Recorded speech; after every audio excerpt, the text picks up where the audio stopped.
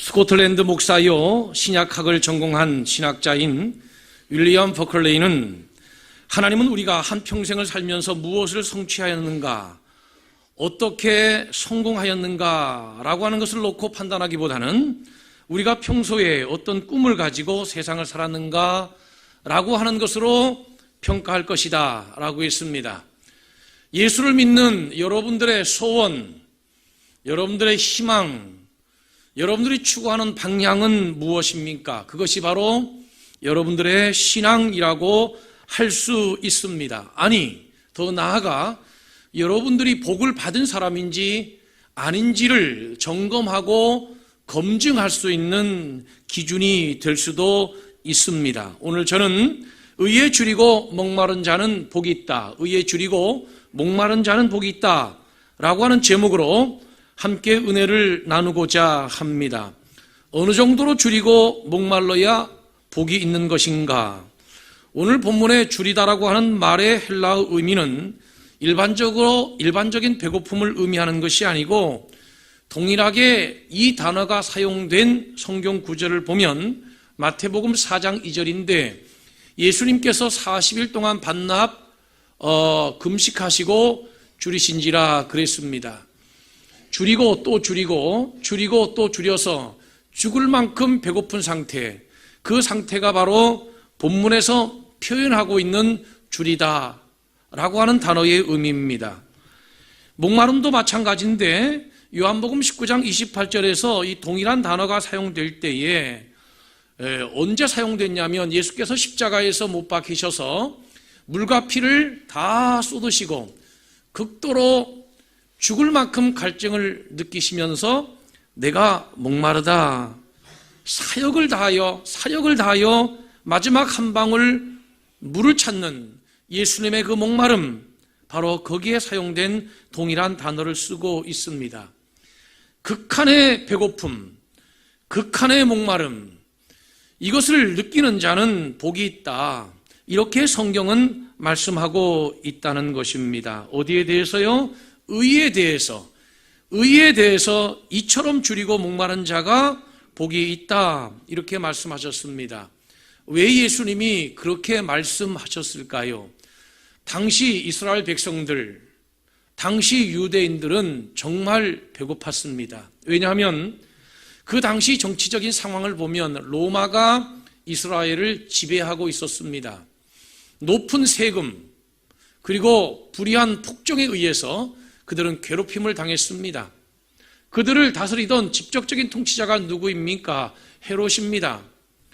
그들은 대부분이 가난했습니다. 그래서 배고팠습니다. 그들에게 정말 필요한 것은 빵이었고 떡이었을 것 같습니다. 그런데 배고파하는 그들, 배고파서 예수 앞에 모인 그들, 그래서 그들이 그토록 정치적인 해방을 원했고 정치적인 메시아를 갈망했던 그들 앞에 서신 예수께서 이렇게 말씀하신 것입니다. 의에 줄이고 목마른 자는 복이 있다. 의에 줄이고 목마른 바로 그 사람이 복이 있다, 이렇게 말씀을 하셨습니다. 당시 유대인들은 육신적으로는 그렇게 배가 고프면서도 영적으로는 또 오히려 그들은 배고픈 줄을 모르는 사람들처럼 성경에서 우리에게 보여지고 있습니다. 왜냐하면 자신들은 선민이라는 거죠. 선민. 다른 말로 말하면 자신들을 빼놓고 나머지는 다 이방인이라는 뜻 아니겠습니까? 지옥의 불쏘시개라고 생각했습니다. 자신들은 율법이 있고 자신들을 제외한 나머지는 율법이 없는 죄인들이라고 생각을 했습니다. 자신들은 일주일에 2번씩 금식했고, 그리고 하나님께 나아가서 기도했고 구제했고 11조를 드렸기 때문에 자신들은 의롭다고 생각했습니다. 영적으로 아주 배부르고 영적으로 아주 갈증도 없는 부유한 자들이었습니다. 이들을 향하여 예수께서 이렇게 말씀하십니다. 의에 줄이고 목마른 자는 복이 있다. 왜냐하면 그들은 배부를 것이기 때문이다. 오늘 이 말씀을 여러분들과 함께 나누고자 합니다. 의에 대한 갈망에 대한 방향을 주님은 분명히 이렇게 말씀을 하셨습니다. 의에 대하여, 의에 대하여 줄이고 목마른 자가 복이 있다. 지금 우리의 삶이 경제적으로 힘들고 어렵고 때로 육신적으로 병들고 때로 인간관계로 뒤엉켜서 괴로움 속에 우리가 살아가고 있는 현실을 가지고 있지만 그럼에도 불구하고 우리 주님이 우리에게 가르치고자 하시는 복은 의에 줄이고 목마른 자이어야 정말 복이 있다. 왜냐하면 그들이 배부르게 될 것이기 때문이다. 이렇게 말씀하시고 있는 겁니다. 의라고 하는 의미가 뭘까요? 사회적인 정의도 의겠지요. 바른 분배도 의일 겁니다. 정의사회 구현 이것도 의가 될 수 있을 겁니다. 그런데 오늘 본문에서 말하고 있는 의라고 하는 옳다라고 하는 것은 하나님과의 관계를 설명하는 용어입니다. 하나님과의 관계가 옳은 것, 그것이 바로 의라고 설명하고 있는 것입니다. 하나님과의 바른 관계가 의입니다. 모든 의의 첫 출발은 하나님과의 바른 관계입니다. 하나님과의 바른 관계가 깨지면 이웃과의 관계, 사람과의 관계도 다 파괴되고 깨지는 것입니다. 아담의 아들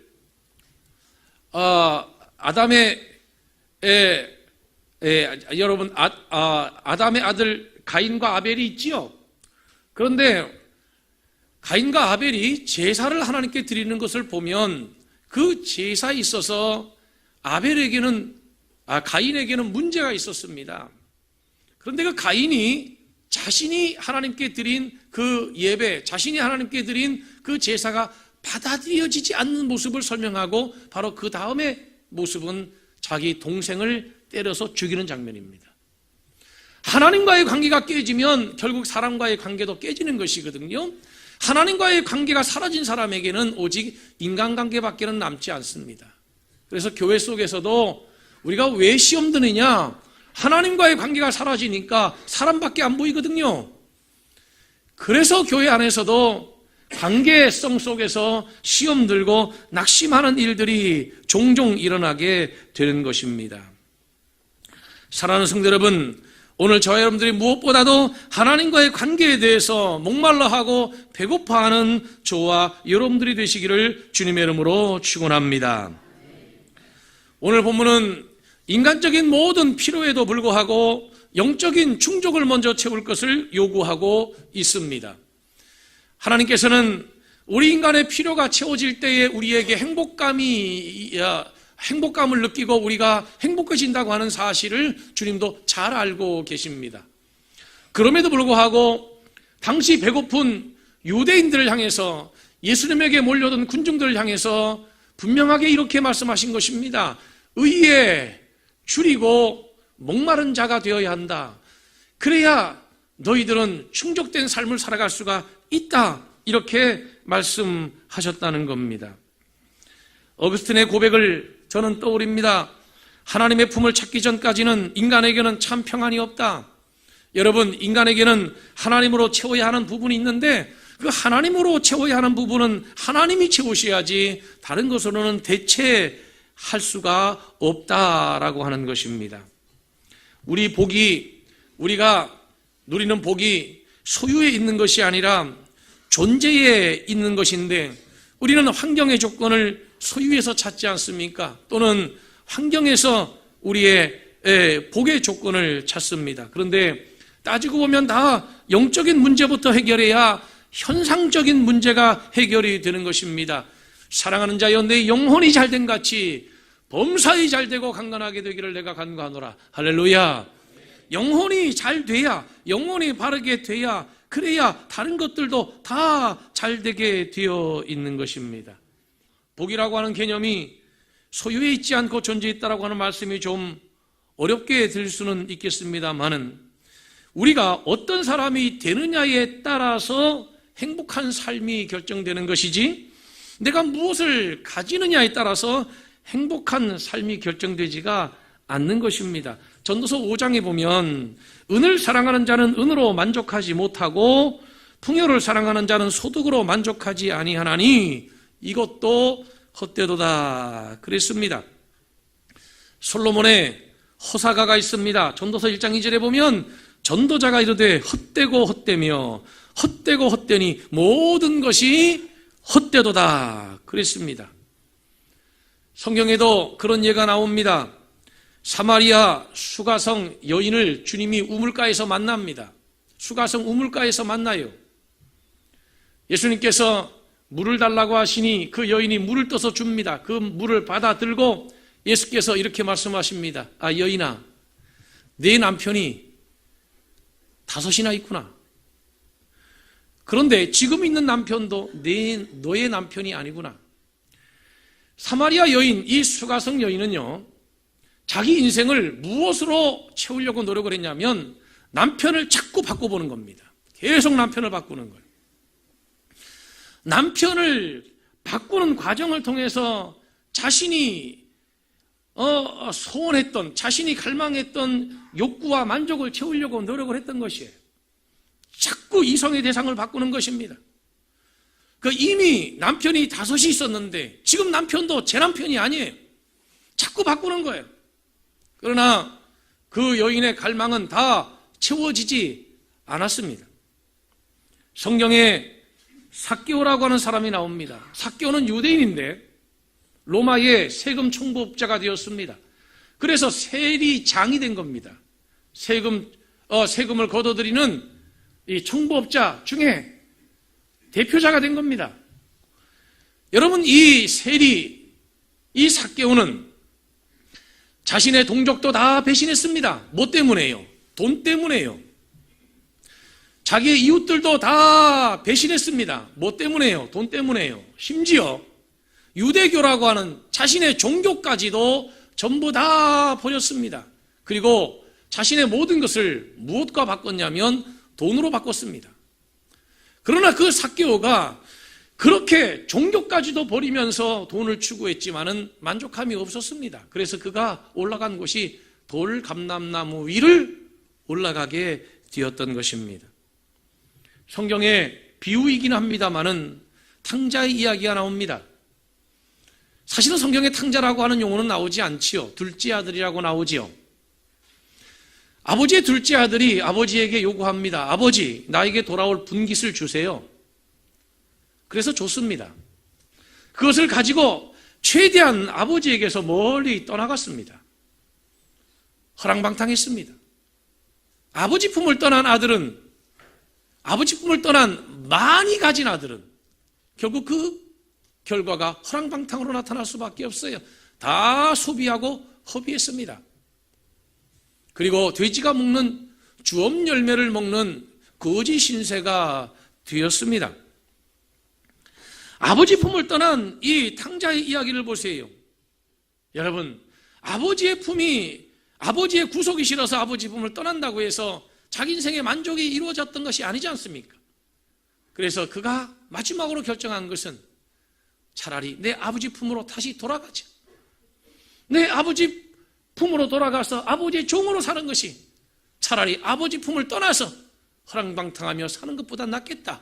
그리고 다시 아버지 품으로 돌아오는 둘째 아들, 일명 탕자의 이야기를 성경은 기록을 하고 있습니다. 그래서 영국의 대설교가 로이드 존스가 한 말이 있어요. 사람이 배고프면 돼지 우리를 찾지만은 정말로 배가 고프면 아버지를 찾는다. 사람이 배가 고프면 돼지 우리 찾지만 정말로 배가 고프면 아버지를 찾는다. 그렇습니다. 우리가 배고프면 먹을 양식을 찾지만 정말 배고프면 하나님을 찾는 것이 정상이에요. 하나님이 복의 근원이신 줄로 믿으시기 바랍니다. 그러므로 모든 그리스도인들은 하나님과의 관계를 가장 먼저 신경 써야 하고, 그래서 하나님과의 관계를 가장 먼저 갈망하고 그것을 가장 먼저 생각을 하여야만 합니다. 그게 바로 진짜 하나님의 백성입니다. 그래서 시편 73편 28절에 보면 하나님께 가까이 함이 네게 복이라 이렇게 말씀하고 있습니다. 그렇습니다. 소유지향적이고 욕망지향적인 인생관을 가지고는 그 인생이 결코 행복할 수가 없습니다. 하나님의 나라에 어울리는 삶, 하나님의 나라의 백성다운 삶은 무엇이냐면 의에 줄이고 목마름으로 살아가는 거예요. 화인 맞은 영혼은 영적인 감각을 잃어버렸기 때문에 영적 사모함이 없어요. 사랑하는 성도 여러분, 나는 저와 여러분들이 설레이는 예배를 매주마다 드리기를 주의 이름으로 축원합니다. 하나님만 생각하면 가슴이 뛰게 되는 저와 여러분들이 되기를 주님의 이름으로 축원합니다. 실제로 하나님의 나라 행복을 누리며 하나님의 복을 누리고 승리하며 살아갔던 사람들을 보면 한결같은 공통점이 있는데 그들은 하나님을 사모했다는 것입니다. 시편 42편에 보면 하나님이여 사슴이 시냇물을 찾기에 갈급함 같이 내 영혼이 주를 찾기에 갈급하나이다. 내 영혼이 하나님과 살아계신 하나님을 갈망하나니 내가 어느 때에 나가서 하나님의 얼굴을 배울까 그랬습니다. 자, 여러분, 시편 42편은요 이게 그냥 시가 아닙니다. 이것은 다윗의 신앙생활에 대한 어떤 경험을 통해서 나온 고백인데, 다윗이 압살롬의 반역으로 인해서, 자기의 아들의 반역으로 인해서 궁궐에서 쫓겨납니다. 요단강 건너 마하나임에서 피난 생활할 때에 그가 주님의 전을 사모하면서 지었던 시인데, 이것을 고라 자손 중에 한 사람이 수집하여 노래한 것입니다. 그런데 그 내용이 뭡니까? 하나님이여 사슴이 시냇물을 찾기에 갈급한 같이 내 영혼이 주를 찾기에 갈급하나이다. 내가 어느 때에 나아가서 하나님의 얼굴을 배울까? 이것은 정말 충격적인 겁니다. 왜냐하면 지금 자식하고의 인간관계가 다 어그러지고 깨져 있는 상태입니다. 그런데 지금 다윗이 무엇을 찾고 있냐면 하나님과의 관계를 찾고 있습니다. 하나님을 갈구하고 하나님을 찾고 있습니다. 여러분, 저 같으면요, 자, 보좌를 잃어버렸어요. 보좌를 뺏겼습니다. 궁궐을 빼앗겼습니다. 왕관을 빼앗겼습니다. 도망 나와 있는 상태입니다. 그러면 정말 다윗이 사모하고 갈급해야 될 것이 무엇이었다고 생각하십니까? 하나님, 나 빨리 보좌를 되찾게 해주세요. 다시 보좌에 앉게 해주세요. 하나님, 다시 왕관을 빨리 쓰게 해주세요. 하나님, 다시 궁궐로 돌아가게 해주세요. 빨리 궁궐을 되찾게 해주세요. 그의 모든 갈망이 왕권, 통치력에 있어야 되지 않았겠습니까? 그런데 그 다윗이요, 보좌를 사모한 것이 아니라 하나님의 얼굴을 사모하고 있다는 거예요. 이것이 바로 하나님의 사람들의 특징이라는 것입니다. 정말로 놀랍지 않습니까? 영국의 부흥사 스펄전의 좌우명은 주님만 바라보십시오 라고 하는 것이었답니다. 시편 107편 9절에 그가 사모하는 영혼에게 만족을 주시며 줄인 영혼에게 좋은 것으로 채워주심이로다. 주님을 사모하는 것, 그것이 바로 우리 신앙의 핵심이어야 한다는 것입니다. 다윗이 하나님의 마음에 합당했던 이유가 뭔지 아십니까? 그가 하나님을 사모했다는 것입니다. 여러분, 제가 한번 여러분에게 여쭤볼게요. 왜 하나님께서 의에 줄이고 목마른 자가 복이 있다고 말씀하셨을까요? 차라리 그냥 의로운 자가 복이 있다 이렇게 말씀하셨으면 좋았을 것을. 여러분, 우리가 하나님처럼 절대 의를 갖는다고 하는 것은 노력할 수는 있지만 실은 불가능한 일입니다. 왜냐하면 성경이 이렇게 말씀합니다. 의인은 없나니 하나도 없다고. 만약 주님께서 산에 올라가셔서 의인에게만 복이 있다라고 말씀했다면 저 같은 사람은 절망했을 겁니다. 하나님께서 우리에게 완전한 자가 복이 있다고 말씀하신 것이 아니라 의에 줄이고 목마른 자, 우리가 하나님처럼 의롭지는 않지만 그 하나님처럼 의로워지기 위해서 그 의를 갈구하고 찾고 배고파하고 목말라하는 그 상태가 복이 있다는 겁니다. 그래서 저는 희망을 갖습니다. 우리가 하나님의 자녀로서 자주 넘어지고 실족하고 완전하지 못하다 할지라도 우리는 얼마든지 의에 대하여 굶주려 할 수 있고 배고파할 수 있지 않습니까? 목말라 할 수 있지 않습니까? 그런 자가 의롭다는 것입니다. 그런 자가 복이 있다는 것입니다. 왜 그런 자가 복이 있냐면 그가 배부를 것이기 때문에 그렇다는 것입니다. 여러분, 정말 우리가 이 세상을 살면서 배부름과 또 갈증에 대한 완전한 해결이 가능할까요? 만약 가능하지 않다면 성경은 사기입니다. 아니면 거짓말입니다. 오늘 주님은 우리가 이 땅에 살면서 배부르고 갈증이 완전히 해소된 완전한 행복, 다른 것은 필요 없을 만큼 완전한 행복의 상태를 주님께서 우리에게 선언하고 있습니다. 오늘 그 행복이 저와 여러분들 가운데 충만히 임하게 되기를 주님의 이름으로 축복하고 축원합니다. 자, 의에 줄이고 목마른 자들이 충족하는 것이 가능한가? 배부를 수 있는 것이 가능한가? 가능합니다. 사마리아 수가성 여인 얘기를 다시 하겠습니다. 사마리아 수가성 여인이 계속 남편을 바꿔가면서 자기 인생의 만족을 추구했습니다. 그런데 만족하지 못했다고 했지요? 그 수가성 여인에게 주님께서 하신 말씀이 있어요. 요한복음 4장에 보면 내가 주는 물을 마시는 자는 영원히 목마르지 아니하리니 내가 주는 물은 그 속에서 영생하도록 솟아나는 샘물이 되리라. 내가 주는 물을 마시는 자는 영원히 목마르지 아니하리라. 영원히 목마르지 아니하리라. 근본적으로 갈증이 해소된다는 얘기예요. 그러면 주님께서 주시는 물이라고 하는 것은 뭡니까, 여러분?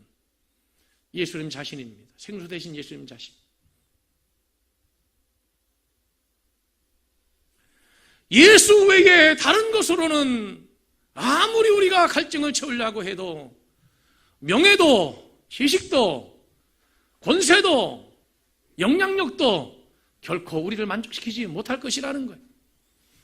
사이다를 먹으면 당시에는 시원하게 느껴져도 계속해서 갈증에 갈증을 불러오듯이 이 세상에서 우리가 추구하는 모든 것들은 다 그런 것이라는 겁니다.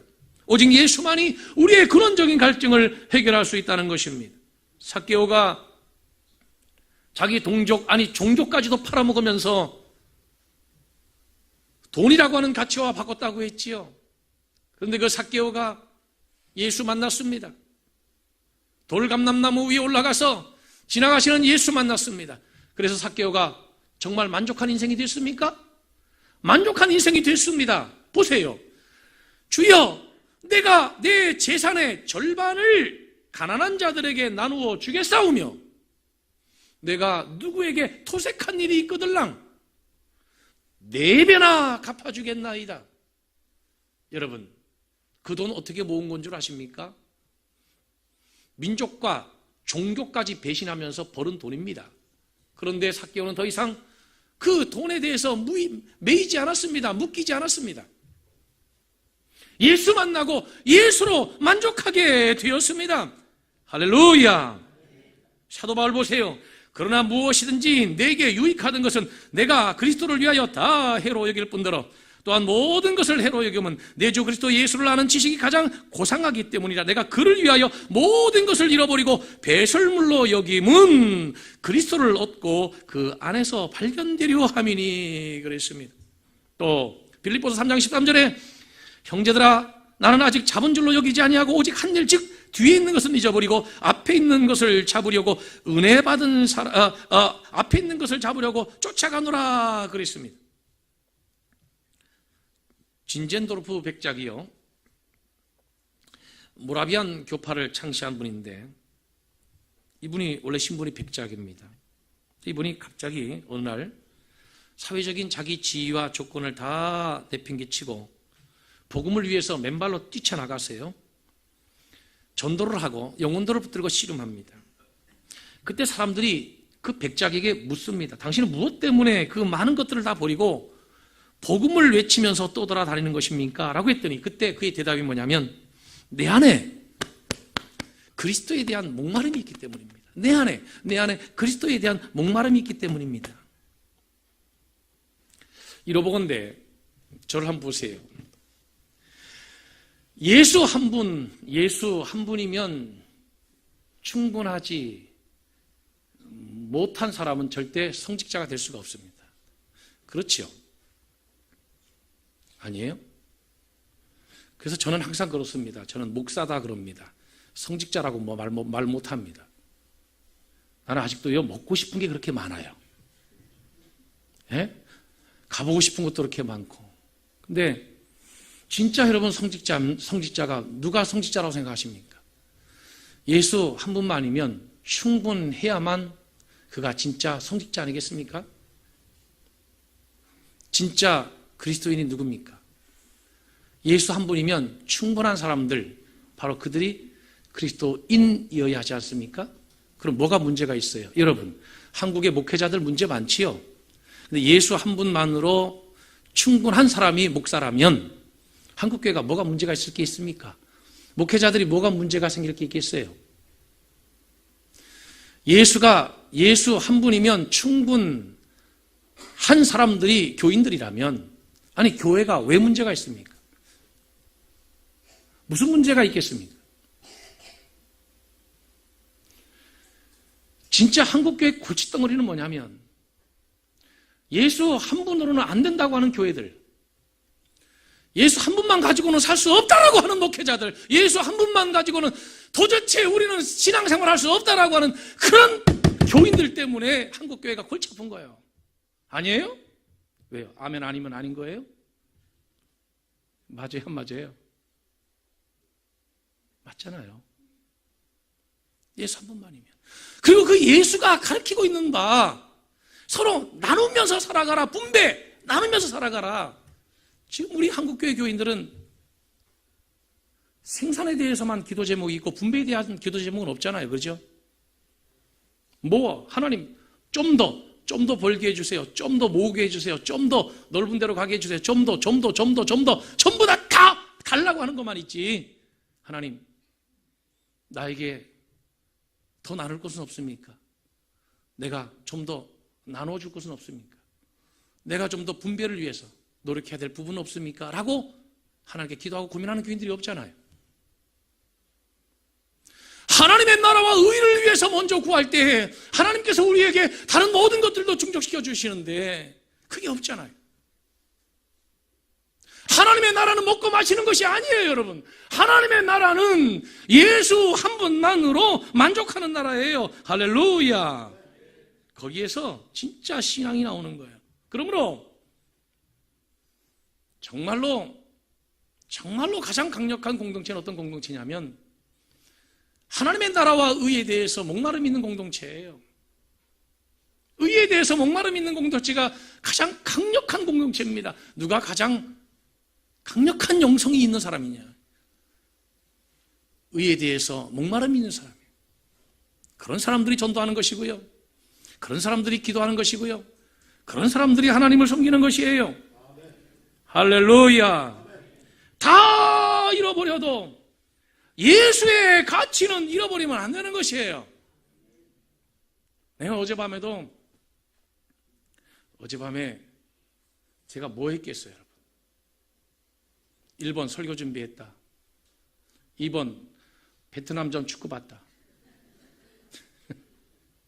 어제는 제가 말씀 준비 빨리 끝내놓고 베트남전을 봤어요. 그리고 전후반전 잠깐 중간에 내가 밖에 나와서 밖에 계시던 교사들 몇 분한테 그런 얘기를 했어요.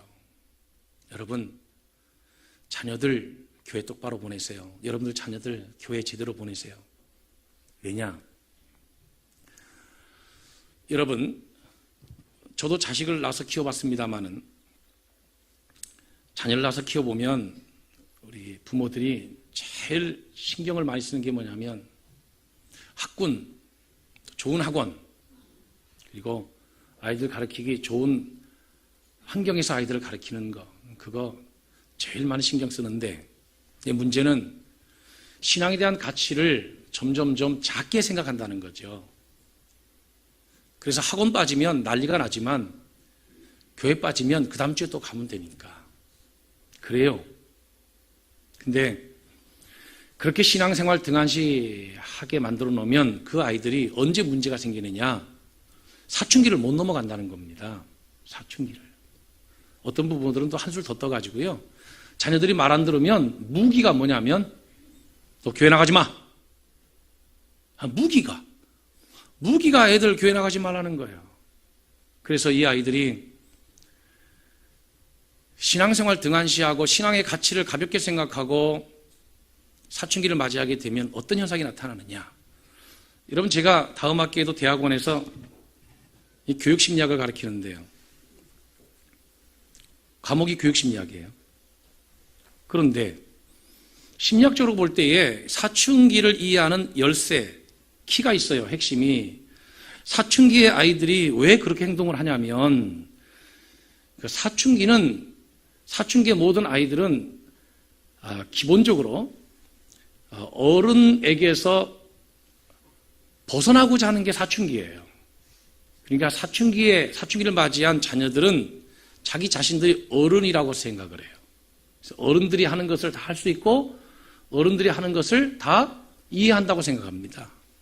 그런데 자신이 정말 어른이 되기 위해서는 어른에게서 벗어나야 어른이 되잖아요. 그러면 가장 먼저 벗어나야 될 어른은 누굴까요? 엄마입니다. 그동안에 엄마가 꽉 쥐고 아이들을 가르쳤거든요. 꽉 쥐고. 그러니까 엄마가 아이들을 아주 강하게 잡으면 잡을수록 이 아이들은 더 강한 원심력에 의해서 더 멀리 사춘기에 더 멀리 해방하려고 하는 욕구가 강렬합니다. 그래서 엄마들이 사춘기를 맞이한 자녀들과 좀 얘기 좀 해보려고 가까이 가려고 방향만 돌이켜도 방향만 잡아도 아이들이 뭐라 그러죠? 엄마 됐어. 거기서 얘기하세요. 그리고 문 딱 닫고 방으로 들어갑니다. 놓고 하면 그냥 밖에서 얘기하세요 하실 말씀이면 부모 말 듣지 않습니다. 그 다음에는요. 교사지요. 교사에게서 벗어나야 본인이 어른이 되니까. 그러니까 무조건 교사가 하는 말은 반대로 행동합니다. 왜? 그래야 본인이 어른이 되니까. 어른에게서 벗어나야 어른이 된다고 생각하기 때문에 그들의 모든 행동의 중심에는 뭐냐면 어른에게서 벗어나고 파입니다. 어른에게서 벗어나고. 그래서 그런 행동들이 나오는 것입니다. 그런데 부모들은 어떻게 생각하냐면 내 자식이 사춘기를 맞이하니까 더 강하게 아이들을 쥐잡듯이 잡아야 되겠다. 그럼 그 아이들이 어떻게 하는지 아세요? 특히 요즘 아이들이 죄송합니다. 요즘 아이들이 옥상에 올라가서 내려다본다니까 이렇게. 요즘 아이들은 복잡한 걸 싫어해요. 복잡한 것을 하나씩 이렇게 풀어서 해결하는 그런 패턴을 가지고 있지 않아요. 궁금한 거 있으면 네이버 박스에다 딱 치면 딱 나오잖아요. 그죠? 그런데 그 복잡한 걸 풉니까? 인생 복잡해지면 그냥 옥상 올라가고 이렇게 내려다본다니까요. 대책이 없는 거예요. 통제가 안 됩니다. 그때 가서 울고불고 하는 거예요. 저희 자녀는 워낙 착해가지고 사춘기 없이 지나갔습니다. 그걸 전문용어로 뭐라 그러냐면 바보라고 합니다. 아니, 성장 과정은 다 똑같은 건데 사춘기를 지나야 어른이 되는데 사춘기를 그냥 넘어갔다? 그럼 바보죠. 그래서 때로는 사춘기 때 아주 성실한 자녀처럼 이렇게 성장해서 부모가 기대하는 대학교를 가는 경우들도 있어요.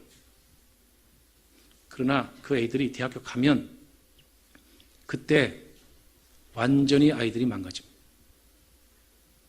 대학교 가면 그때부터는 정신 못 차립니다. 통제 자체가 안 됩니다. 아이 집에 안 들어오는 걸 통제를 하려고 그러는데 안 보여. 문자하면 문자 반응이 없어. 예, 전화하면 전화 안 받아. 안 들어. 대책이 있어요? 대책 없어요. 대책 없어요. 더 심각한 것은 아니 나이 40에 사춘기가 오면 어떻게 하겠다는 거예요? 그러니까 민망하니까 그냥 오춘기다 그러는데 여러분 내 아내의 눈을 피하는 것은 얼마든지 피할 수 있어요. 그죠? 내 부모 눈 피하는 것은 얼마든지 피할 수 있다는 겁니다. 그런데 내 자녀가 내 남편이 하나님의 양심 앞에 살아야 돼요. 코람데오 하나님 앞에서 할렐루야. 그게 그 영혼을 지키는 겁니다. 근데 어쩌자고 신앙의 가치를 그렇게 가볍게 생각하느냐는 거예요. 여러분 예수 놓치게 되면 내 자녀가 대학교고 출세고 성공이고 행복한 가정을 이루어서 미래고 다 깨지고 망가지는 거예요. 왜 그것을 몰라요? 왜 모르냐고요? 왜 몰라요? 예수 놓치면 다 놓친다는 거 왜 몰라요? 진짜 하나님 앞에 큰 복은 뭐냐면 예수를 붙들고 예수가 이시 살아가는 것입니다. 예수와 함께 살아가는 것이에요. 예수 말입니다. 할렐루야. 주님께서 분명히 약속했잖아요. 의에 줄이고 목마른 자는 복이 있나니 저희가 배부를 것이며 예수 한 분이면 충분히 우리의 삶은 배부릅니다. 그게 진짜 그리스도인이라는 것입니다. 예수만 되면 되는 거잖아요. 찬송가 91장에 보면 주 예수보다도 귀한 곳은 없네. 이 세상 부귀와 바꿀 수 없네. 할렐루야. 이 세상 명예와 바꿀 수 없는 분은 예수라고 하는 가치밖에 없는 거예요. 그래서 이 세상 즐거움 다 버리고 세상 자랑 다 버리고 예수를 붙드는 것이 바로 그리스도인이라는 것이지요. 우리 성결교회 부흥강사인 이성목 목사님께서 이런 시를 지어서 찬양을 부르고 가르쳤습니다.